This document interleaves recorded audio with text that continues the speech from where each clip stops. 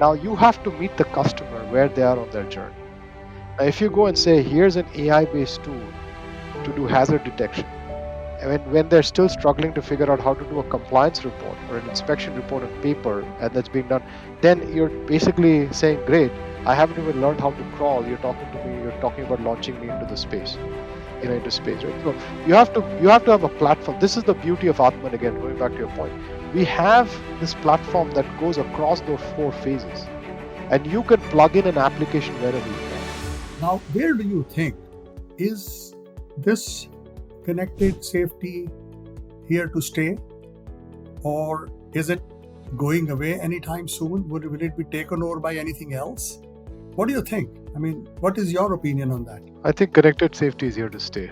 I think it's not a question of when, it's not a question of if, it's a question of when for each device category. If you think about gas detectors, they're already about 60% connected. When you started the journey 20 years back, they were probably 0% connected, right? So everything is being accelerated as we move forward. I think there was an old saying that it took 22 years to get to 100 million radio subscribers, like, the CB radios, as you think about it. And it took, chat GPT less than a month to get to 100 million, right? In terms of the adoption curves and how quickly it happens versus how slowly it happens in industrial. I think that thing is fundamentally changing. And I'll tell you why. Because maybe our generation is different, the three of us on the call, but the kids who are coming out, they're so used to having devices in their personal lives that they're the ones asking the questions, why are we working in such an antiquated manner when we already have a solution for this in the consumer market, or we already have a solution for this in the industrial enterprise markets? When I mean enterprise, like the desk workers, like people like you and me who work at a desk, we have all these tools available. Like, why aren't we replicating that experience for the frontline worker? And as an industry,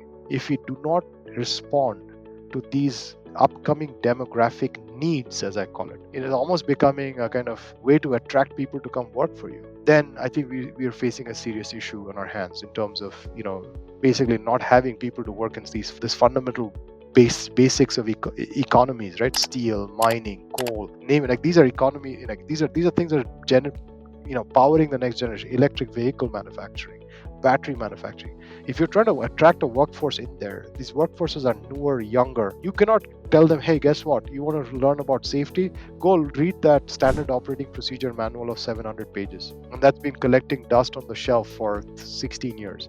Or look at that old VHS tape on that video recorder that's not even produced anymore.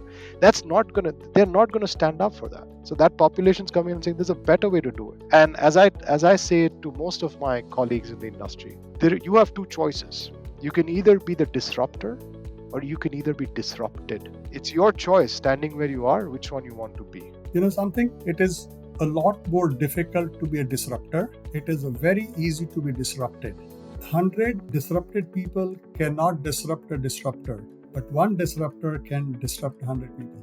You are right. We have to keep the demographics in change. But I think who will be the early adopters are the industries, in my opinion, and I want your opinion on that too. The early adopters in the industry for a thing like Aatmunn would be industries which are high-risk industries. And what do you think are the early adopters for Aatmunn, in your opinion?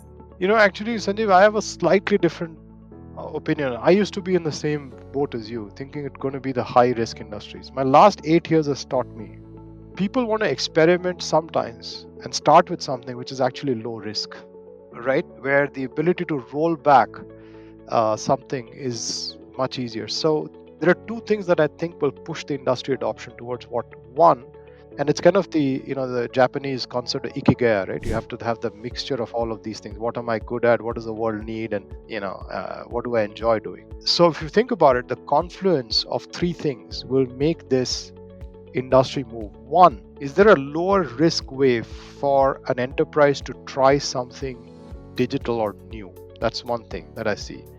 Two, is it got the push of compliance behind it, right? So is there some regulatory push on that?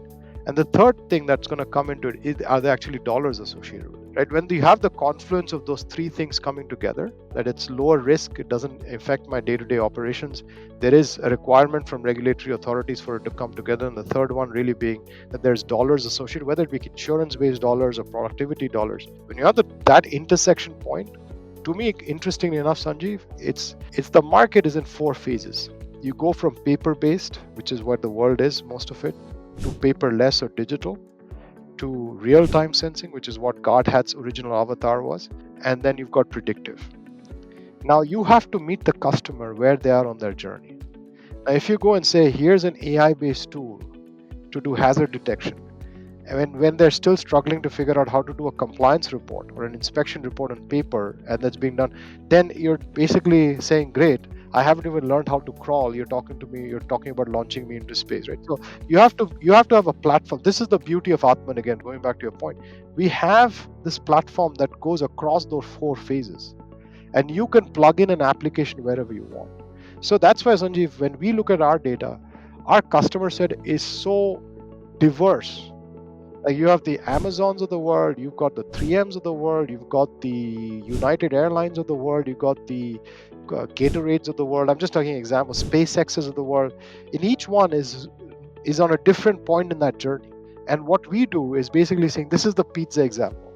Hey, you don't need this slice, which means that, you don't really, you can choose which application you want to fit into that particular bucket. And hence, our platform is the one that will help you make that transition smoothly over a period of time. There is nobody that offers that ability to move it, because if you're a single point solution, to the point I was making before, if you're a hammer, everything looks like a nail.